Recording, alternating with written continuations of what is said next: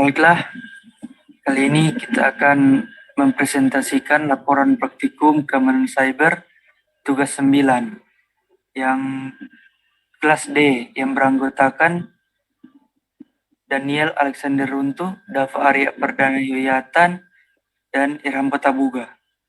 Berikutnya modul yang akan dijelaskan oleh teman saya.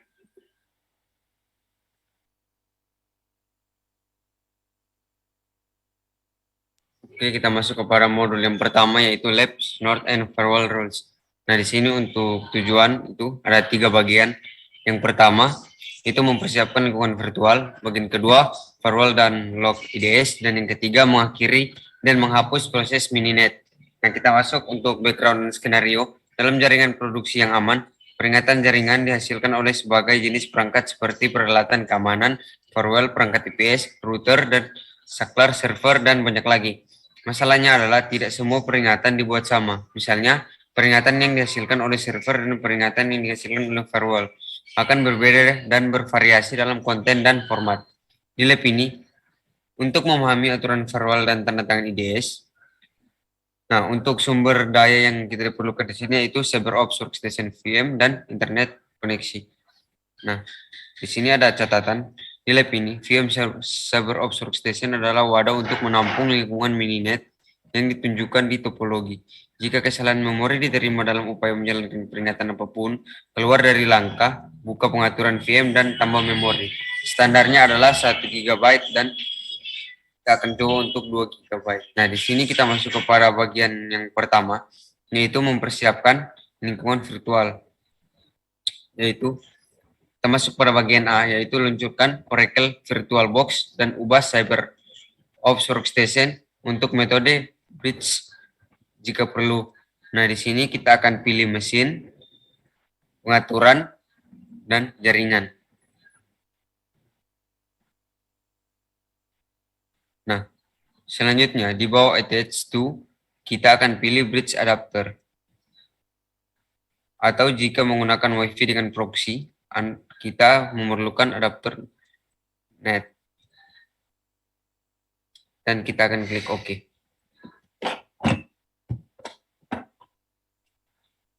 Setelah itu, kita masuk kepada bagian B, yaitu luncurkan VM CyberOps Workstation. Kita akan buka terminal dan konfigurasikan jaringannya dengan menjalankan script configure asdhcp.sh. Karena script memerlukan hak pengguna super, dan kita akan berikan kata sandi untuk analisis pengguna.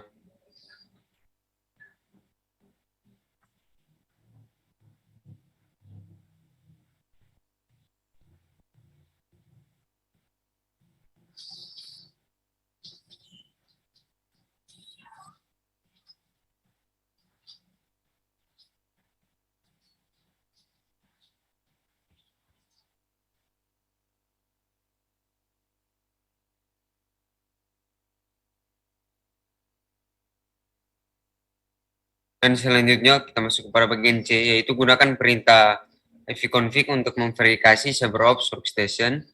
VM sekarang memiliki alamat IP di jaringan lokal kita. Nah, kita juga dapat menguji konektivitas ke server web publik dengan melakukan ping ke www.cisco.com dan gunakan Ctrl C untuk menghentikan ping.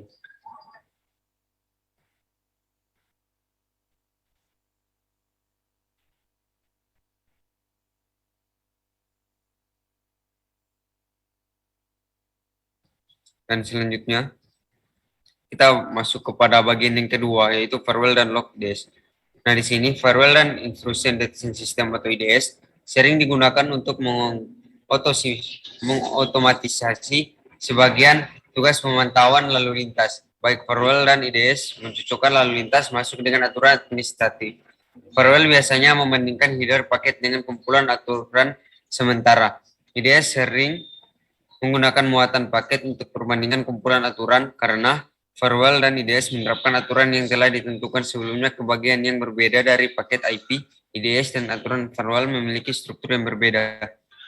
Meskipun ada perbedaan dalam struktur aturan, beberapa kesamaan antar komponen aturan tetap ada. Misalnya aturan firewall dan IDS berisi komponen yang cocok dan komponen tindakan. Tindakan diambil setelah kecocokan ditemukan.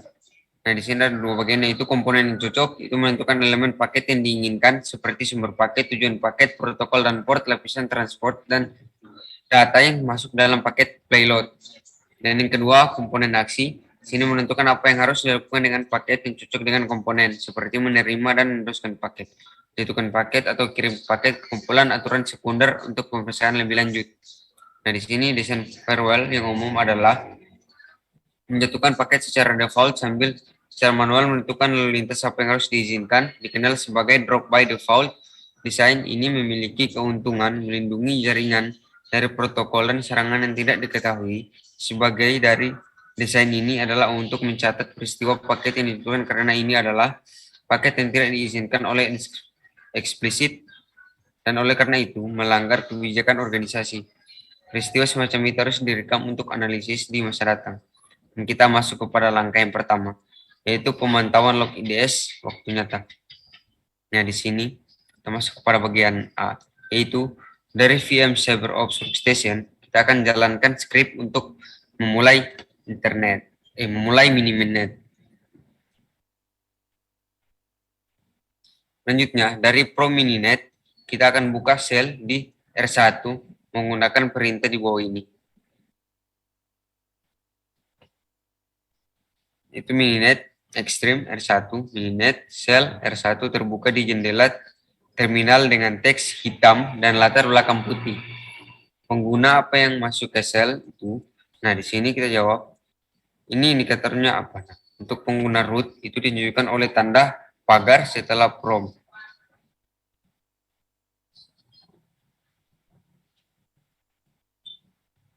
Oke, kita lanjut ke bagian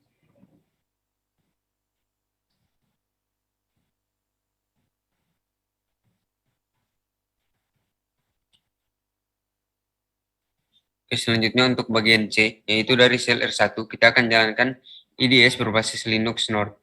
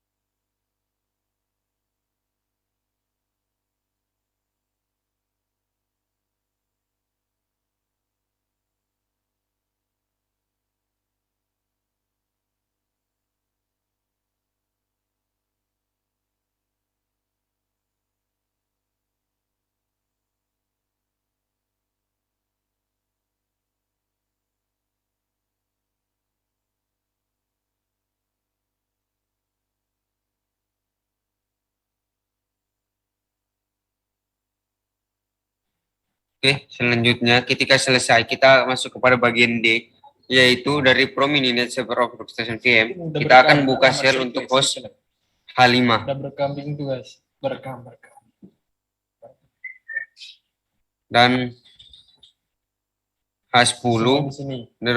selanjutnya Mininet Extreme, H5 Mininet, dan Extreme H10 Mininet. Kagi, Spaldo, Ki. Selanjutnya ketika selesai, kita akan masuk kepada bagian E, yaitu H10 akan mensimulasikan server di internet yang menghosting malware pada H10 dan kita akan jalankan script mal server start.sh untuk memulai server.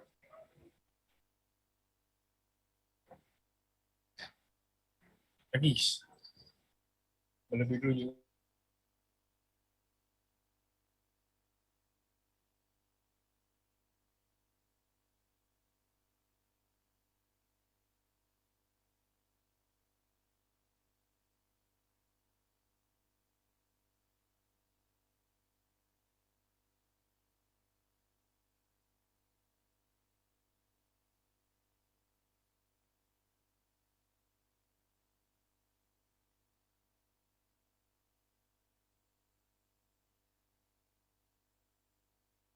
Oke, selanjutnya kita masuk yaitu pada H10. Kita akan gunakan nested dengan opsi tune untuk memverifikasi bahwa server web sedang berjalan, dan saat digunakan seperti yang ditunjukkan di bawah ini, Netstat menampilkan semua port yang saat ini ditetapkan ke layanan.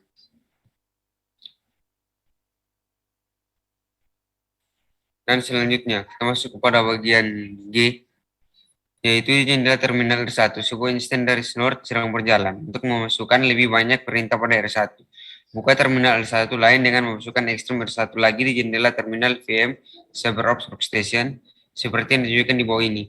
Kita mungkin juga ingin mengatur jendela terminal sehingga kita dapat melihat dan berintegrasi dengan setiap perangkat. Nah, gambar di bawah ini menunjukkan pengaturan yang aktif untuk sebuah lab ini. Nah, kita masuk kepada bagian A, yaitu di tab terminal R1 baru jalankan sebuah perintah tail dengan opsi F untuk memantau file Farlog Snort Alert secara real time. File ini adalah tempat Snort dikonfigurasi untuk merekam peringatan.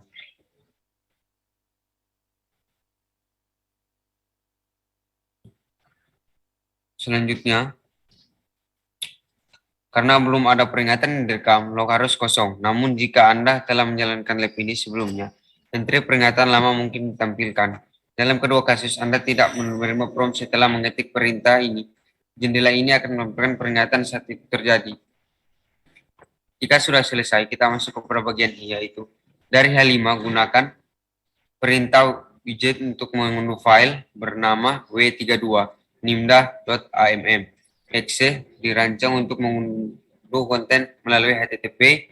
Widget adalah alat yang hebat untuk mengunduh file dari server web langsung dari basis perintah.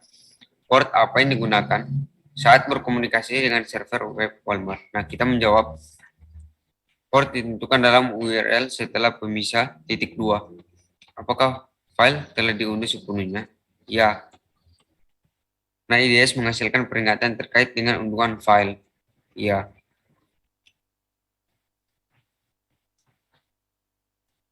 Dan selanjutnya kita masuk kepada bagian J, yaitu saat file berbahaya sedang transit R1, IDS Snort dapat memeriksa muatannya.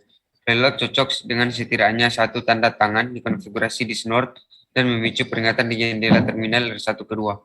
Di sini tab tempat tail F berjalan. Situ entry peringatan ditunjukkan di bawah ini. Stempel waktu itu akan berbeda. Nah, untuk berdasarkan peringatan yang ditunjukkan di atas, apa alamat IPv4 sumber dari tujuan yang digunakan dalam transaksi? Untuk jawabannya itu sumber IP 209.265.200.235. IP tujuan yaitu 209.165.202.133 berdasarkan alert di atas. Port sumber dan tujuan apa yang digunakan dalam transaksi? Kita menjawab, pelabuhan sumber itu 34484 dan port tujuan 6666. Berdasarkan peringatan yang ditunjukkan di atas, kapan pengunduhan dilakukan? Nah, di sini pada tanggal 5 Mei 2002 berdasarkan peringatan di atas, apakah pesan yang terekam oleh tanda tangan IDS? Sini server berbahaya ditabrak. Karena pada H5 gunakan perintah tcpdam untuk merekam peristiwa dan mengunduh file malware lagi sehingga kita dapat merekam transaksi. Keluaran perintah berikut di bawah ini untuk pengambilan paket. Perintah di atas menginstruksikan tcpdam untuk menangkap paket pada antarmuka H5 ETH0 dan menyimpan tanggapan ke file bernama nimda.download.pcap. Simbol dan di bagian akhir pemberitahu shell untuk mengeksekusi tcpdam di latar belakang. Tanpa simbol ini, tcpdam akan membuat terminal tidak dapat digunakan saat sedang berjalan. Perhatikan 1563. Itu menunjukkan satu proses dikirim ke latar belakang, di prosesnya PID adalah 5366. Jadi ada kemungkinan besar akan berbeda. Nah, selanjutnya kita masuk kepada bagian K, yaitu kita akan tekan enter beberapa kali untuk mendapatkan kembali kendali atas sel saat sedang berjalan di latar belakang. Setelah itu kita masuk kepada bagian L, yaitu sekarang tcpdam menangkap paket unduhan malware lagi. Pada H5, jalankan kembali perintah atau gunakan panah atas untuk memanggilnya kembali dari fasilitas riwayat perintah. Ketika sudah selesai, kita masuk kepada bagian M, yaitu menghentikan pengambilan dengan membawa tcpdam ke latar belakang.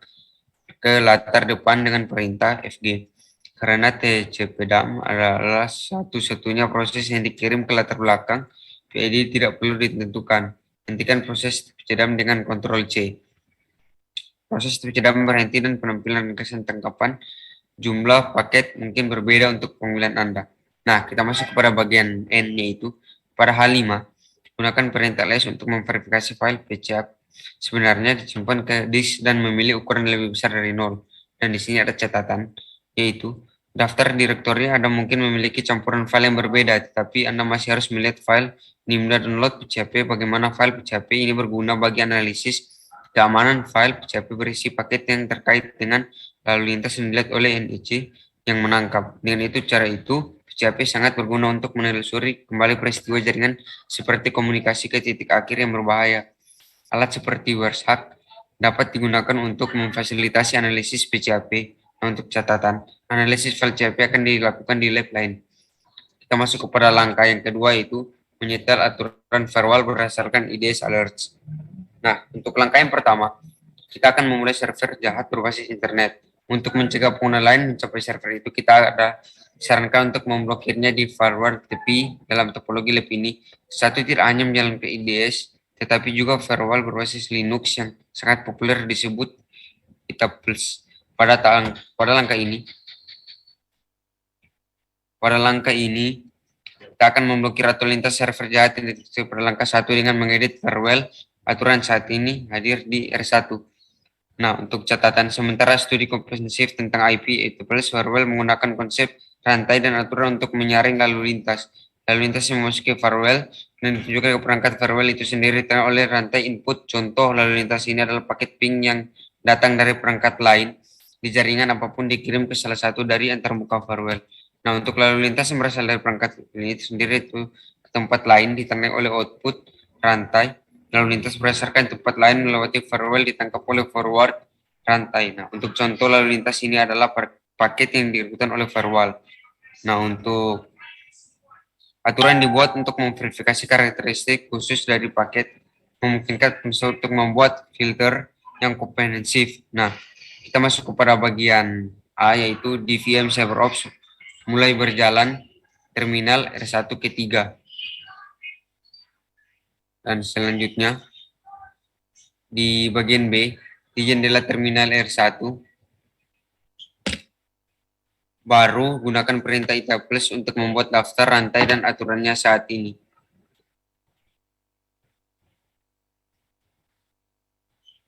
Dan selanjutnya, ketika sudah selesai, kita masuk kepada bagian C, yaitu koneksi server jahat menghasilkan paket yang harus melintas firewall Itaplus di R1.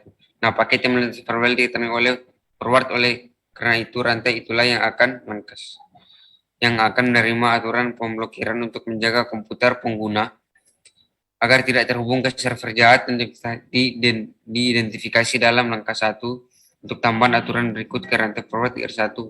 Nah, setelah itu kita masuk pada bagian D, yaitu gunakan perintah Itaplus lagi untuk memastikan aturan telah ditambahkan ke rantai forward CyberOps Workstation VM memerlukan beberapa detik untuk menghasilkan output. Nah, untuk bagian E,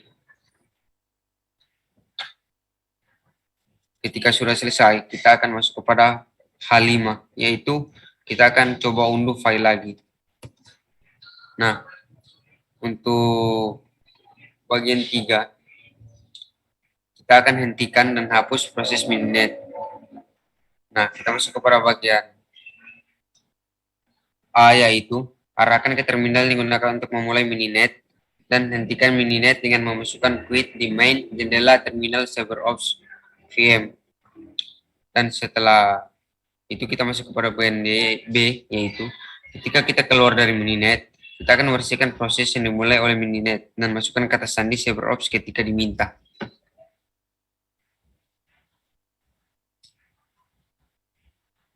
Dan untuk selanjutnya, untuk modul yang selanjutnya akan dijelaskan oleh teman saya, Daniel.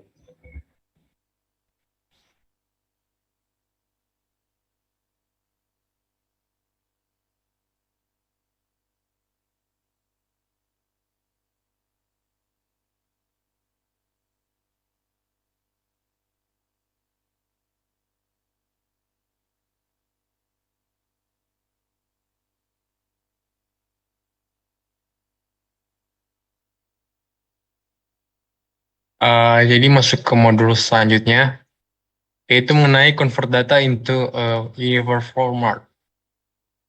Latar belakang dari modul ini yaitu lab ini akan mempersiapkan siswa untuk mempelajari lokasi file log dan cara memanipulasi serta melihat file log. Entry log dihasilkan oleh perangkat jaringan, sistem operasi, aplikasi, dan berbagai jenis perangkat yang dapat diprogram. File yang berisi aliran entry log kini diurutkan berdasarkan waktu disebut file log.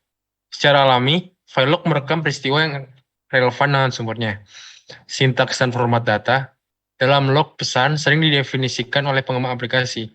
Oleh karena itu, terminologi yang digunakan dalam entry log seringkali berbeda dari sumber ke sumber. Misalnya, tergantung pada sumbernya, istilah login, logon, peristiwa autentifikasi, dan koneksi pengguna. Semuanya dapat muncul di entry log untuk menggambarkan autentikasi pengguna yang berhasil ke server. Seringkali diinginkan untuk memiliki terminologi yang konsisten dan seragam dalam log yang dihasilkan oleh sumber yang berbeda. Ini terutama benar ketika semua file log dikumpulkan oleh titik terpusat. Istilah normalisasi mengacu pada proses mengubah bagian dari pesan. Dalam hal ini entry log menjadi format umum. Di lab ini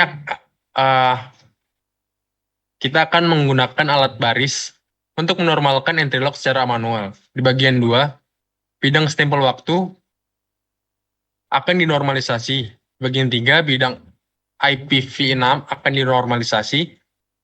Catatan, meskipun ada banyak plugin untuk melakukan normalisasi log, penting untuk memahami dasar-dasarnya di balik proses normalisasi. Masuk kepada bagian modul, bagian keempat, yaitu normalize timestamp in log file. Stempel waktu digunakan dalam entry log untuk menentukan kapan peristiwa yang direkam terjadi. Meskipun itu adalah praktik terbaik untuk merekam stempel waktu dalam QTC, format stempel waktu bervariasi dari sumber log ke sumber log. Ada format stempel waktu umum, yang dikenal sebagai Unix epoch dan human readable. Cap waktu pada Unix epoch mencatat waktu dengan mengukur jumlah detik yang telah berlalu sejak 1 Januari 1970. Stempel waktu yang dapat dibaca manusia mencatat waktu dengan mewakili nilai terpisah untuk tahun, bulan, hari, jam, menit, dan detik. The Human Readable Rep 28 Juni 2017 dengan timestamp 13.27.18 GMT. Timestamp sama dengan 14.9865.6439 di Unix masa. Dari sudut pandang kemampuan program, bekerja dengan epoch jauh lebih mudah karena memungkinkan penambahan dan operasi pengurangan. Dari perspektif analisis, namun stempel waktu yang dapat dibaca manusia sangat banyak, lebih mudah untuk diimplementasikan. Mengonversi epoch ke stempel waktu yang dapat dibaca manusia dengan AWK. AWK adalah bahasa pemrograman yang dirancang untuk memanipulasi file teks. Ini sangat kuat dan sangat berguna saat menangani file teks, di mana baris berisi beberapa bidang dipisahkan oleh karakter pembatas. File log berisi satu entry per baris dan diformat sebagai bidang yang dipisahkan pembatas, menjadikan AWK alat yang hebat untuk normalisasi. Pertimbangkan file application x_in_epoch.log di bawah ini. Sumber file log tidak relevan. Seperti yang dapat lihat di sini, ini merupakan sumber file log yang tidak relevan. File log di atas dihasilkan oleh aplikasi X. Aspek file yang relevan adalah kolom dipisahkan atau dibatasi oleh karakter garis 3 lurus. Oleh karena itu, file tersebut memiliki 5 kolom. Kolom ketiga berisi cap waktu di Unix epoch. Yang ketiga, file memiliki baris tambahan di akhir. Ini akan menjadi penting nanti di lab. Asumsikan bahwa seorang analis log perlu mengonversi stempel waktu ke format yang dapat dibaca manusia. Kita dapat mengikuti langkah-langkahnya di bawah ini untuk menggunakan AWK untuk melakukan konversi manual dengan mudah.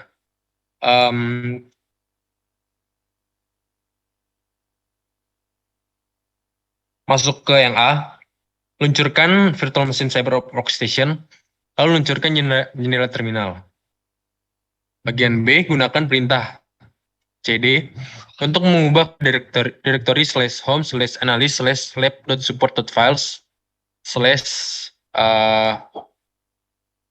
salinan file tunjukkan di atas disimpan di sana. Bagian C,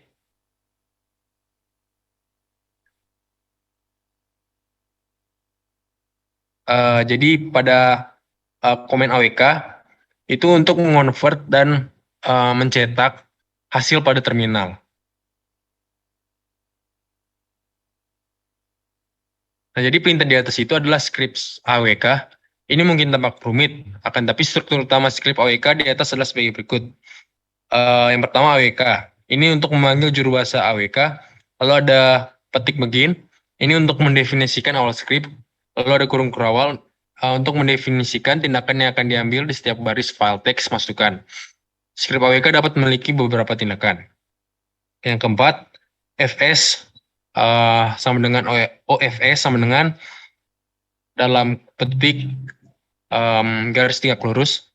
Ini mendefinisikan pemisah bidang atau yaitu dengan pembatas. Sebagai simbol batang atau garis tegak lurus, berbeda file teks dapat menggunakan karakter pembatas yang berbeda untuk memisahkan bidang. Operator ini memungkinkan pengguna untuk menentukan karakter apa yang digunakan sebagai pemisah bidang dalam file teks saat ini. Lalu ada yang kelima, $3. Ini mengacu pada nilai di kolom ketiga dari baris saat ini. Dalam application x_in_epoch.log, kolom ketiga berisi timestamp di epoch yang akan dikonversi. Lalu yang keenam, strftime. Ini adalah fungsi internal AWK yang dirancang untuk bekerja dengan waktu. %C dan $3 diantaranya kurung adalah parameter yang teruskan ke strftime. Lalu selanjutnya ada application x_in_epoch.log.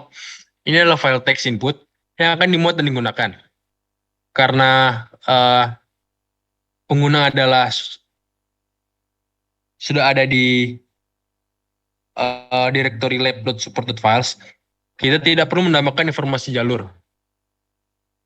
Informasi jalur ke /home/analyst/lab.support.files /application x_in_epoch.log. Tindakan script pertama yang didefinisikan dalam tanda kurung kurawal pertama adalah mendefinisikan karakter pemisah bidang sebagai garis tegak lurus. Kemudian pada kelompok kurung kurawal kedua, kolom ketiga dari setiap baris ditulis ulang dengan hasil eksekusi fungsi strftime. strftime adalah fungsi AWK internal yang dibuat untuk menangani waktu konversi. Perhatikan bahwa script memberitahu fungsi untuk menggunakan konten kolom ketiga dari setiap baris sebelum perubahan $3 dan untuk menformat output yaitu %C.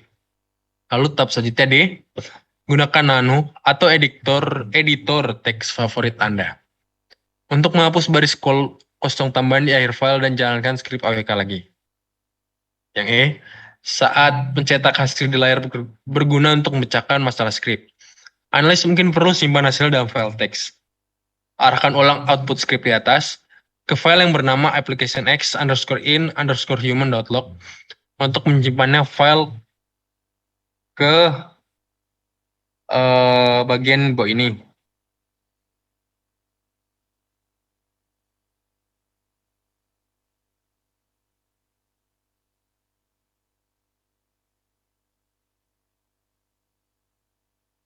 Lalu masuk yang ke F, gunakan chat untuk melihat application x_in_human.log. Perhatikan bahwa baris tambahan sekarang dihapus dan cap waktu untuk entry log telah dikonversi ke format yang dapat dibaca manusia. Masuk ke bagian kelima.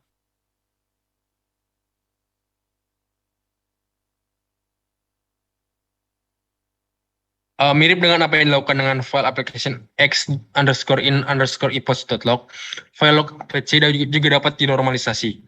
Ikuti langkah-langkah di bawah ini untuk mengonversi stempel waktu Unix epoch ke human readable. Pertimbangkan berikut ini file log Apache Apache_in_epoch.log.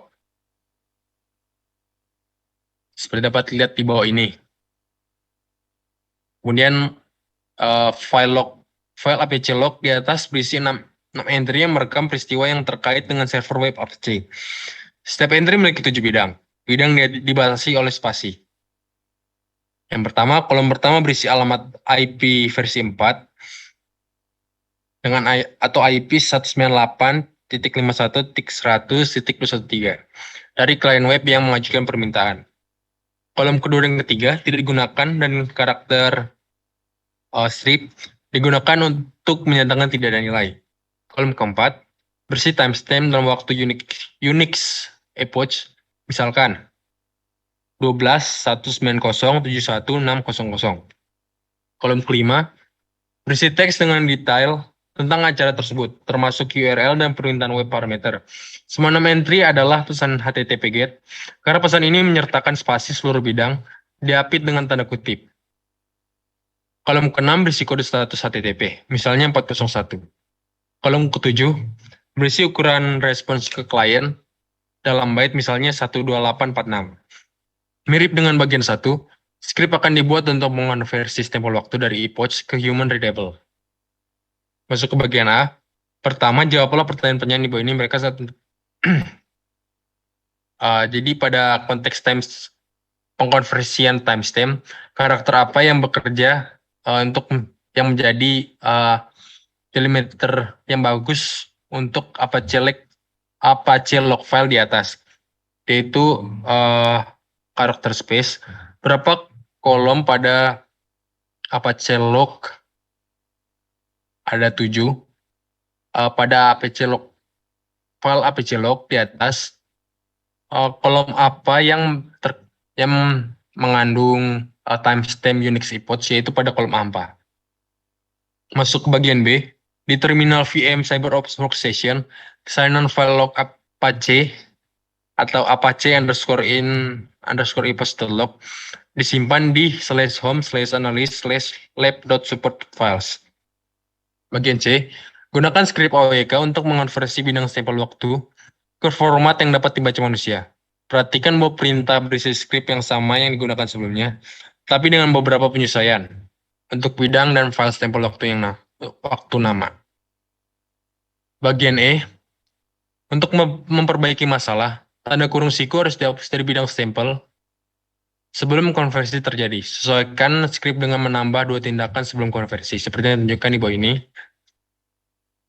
Perhatikan setelah menentukan spasi sebagai pembatas dengan dalam kurung awal fs sama dengan OFS sama dengan tanda petik 2, ada tindakan ekspresi reguler untuk cocokkan dan tanda kurung siku dengan string kosong. Secara efektif menghilangkan tanda kurung siku yang muncul di bidang stempel waktu.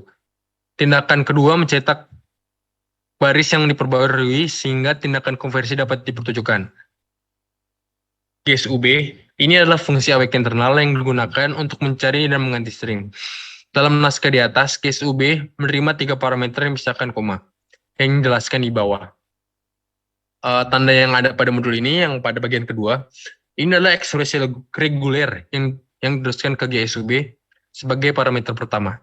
Yang biasa ekspresi harus dibaca sebagai temukan atau di bawah ini adalah penguraian ekspresi yang dapat lihat di bawah sini.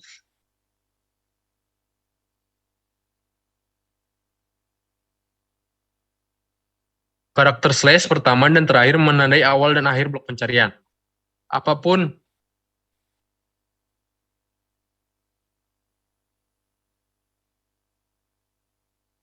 antara slash pertama dan slash kedua terkait dengan pencarian, karakter slash digunakan untuk menghindari kurung siku. Melarikan diri diperlukan karena kurung siku juga dapat dipergunakan oleh operator dalam ekspresi reguler. Dengan keluar dari kurung siku dengan awalan slash, kami memberitahu penerjemah bahwa kurung siku adalah bagian dari konten dan bukan operator. Garis tegak lurus karakter adalah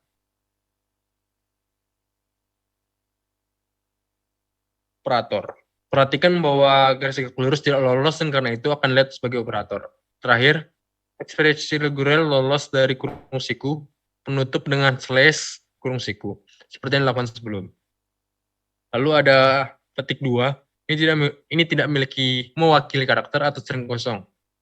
Para menteri ini memberitahu GSUB apa yang harus diganti kurung siku awal dan kurung siku akhir dengan jika ditemukan. Dengan mengganti kurung awal buka dan kurung awal tutup dengan tanda petik 2, GSUB secara efektif menghapus karakter kurung siku awal dan kurung siku tutup. Dolar AMPA ini memberitahu GSUB untuk bekerja hanya pada kolom keempat dari baris saat ini, kolom timestamp. Masuk ke bagian 6, persiapan file log di bawah keamanan. Karena normalisasi file log itu penting, alat analis log seringkali menyertakan fitur normalisasi log. Peralatan yang tidak menyertakan fitur seperti itu sering mengendalikan plugin untuk normalisasi dan persiapan log.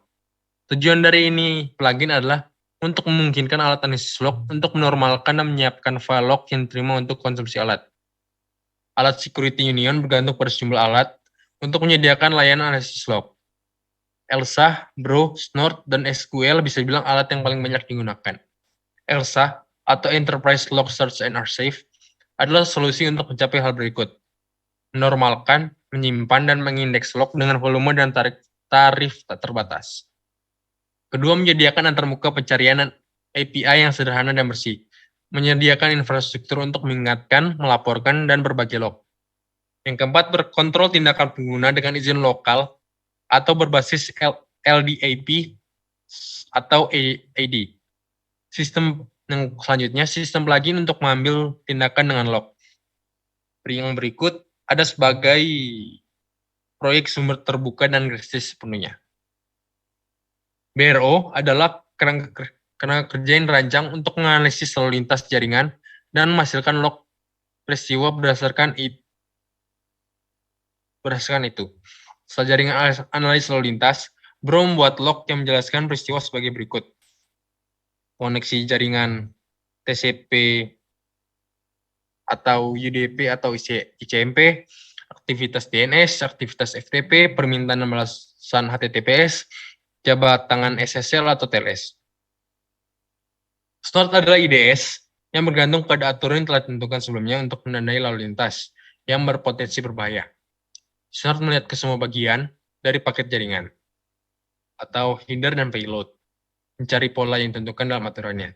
Saat temukan, Snort mengambil tindakan yang didefinisikan dalam aturan yang sama. SGUL menyediakan antarmuka grafis untuk log dan peringatan Snort, memungkinkan analis keamanan untuk berputar dari SQL ke alat lain yang untuk informasi lebih lanjut. Misalnya, jika paket yang berpotensi berbahaya dikirim ke organisasi, server web, dan Snort munculkan peringatan tentang itu, SGUL yang mencantumkan peringatan itu, analis kemudian dapat mengklikkan itu. Waspada untuk mencari database ELSA atau Bro untuk pemahaman yang lebih baik tentang acara tersebut. Catatan, daftar direktori mungkin berbeda dari contoh keluaran yang ditunjukkan di bawah ini. Langkah 1,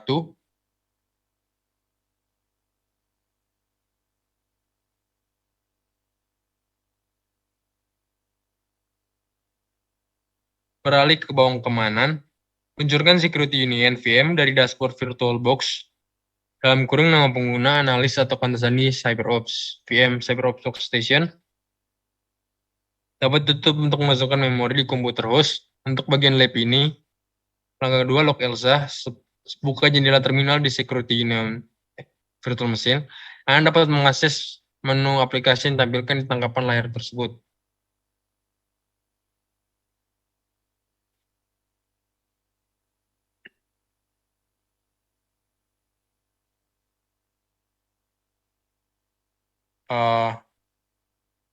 Kemudian masuk ke pertanyaan.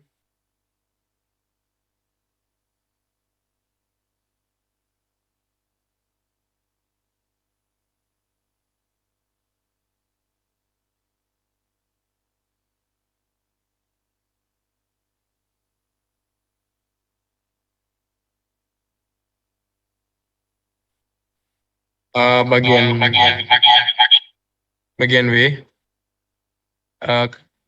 kamu juga bisa mengklik kanan pada desktop Lalu buka Open Terminal Here, seperti yang dapat dilihat di screenshot di bawah ini. Kemudian bagian C, log bisa ditemukan pada /nsm/elsa/data/elsa/log. Ubah direktori menggunakan komen di bawah ini. Kemudian pada bagian D, gunakan komen ls-l untuk melist file-file pada direktori tersebut. Langkah ketiga, prologs in security union. Prologs itu ada pada directory /nsm/browse/logs. Biasanya pada sistem Linux, logs file itu berotasi pada tanggal, rename, dan juga store tersimpan pada disk. Log files terkini bisa ditemukan pada directory terkini. Dari terminal window, ubah direktorinya menggunakan komen berikut ini. Lalu pada bagian B, gunakan komen ls-l untuk melihat file log yang digenerasi oleh Bro. Langkah keempat, snort logs. Snort logs bisa ditemukan pada directory /nsm/sensor_data. Kemudian ubah direktorinya seperti di bawah ini menggunakan komen cd. Kemudian gunakan komen ls-l untuk melihat file logs yang digenerasi oleh snort.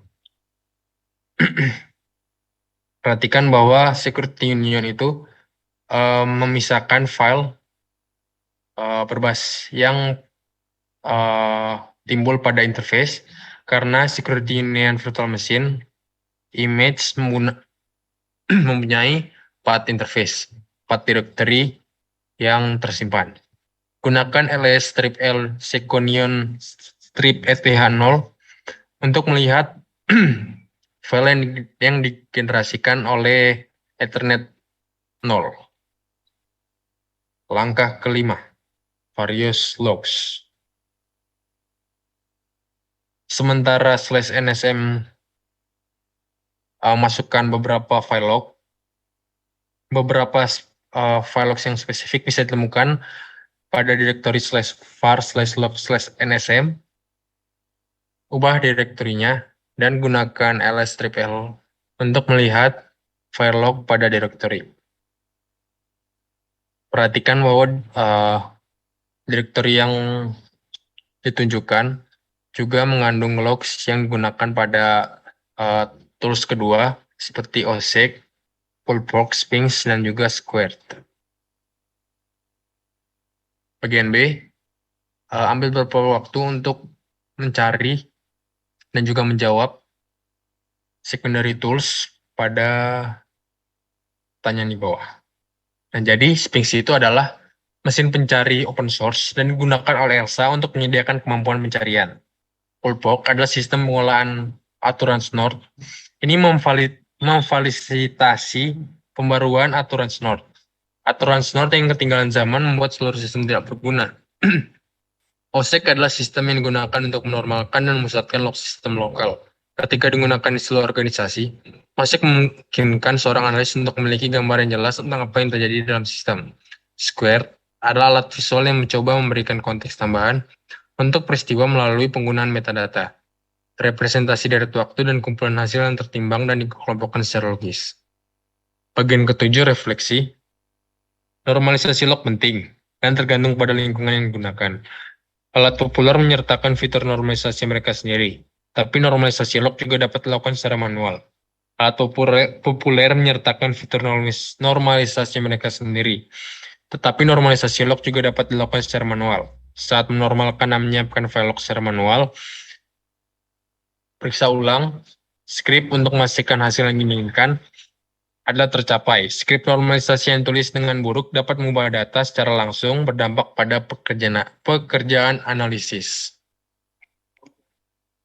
Jadi, sekian presentasi tugas 9 kami. Terima kasih.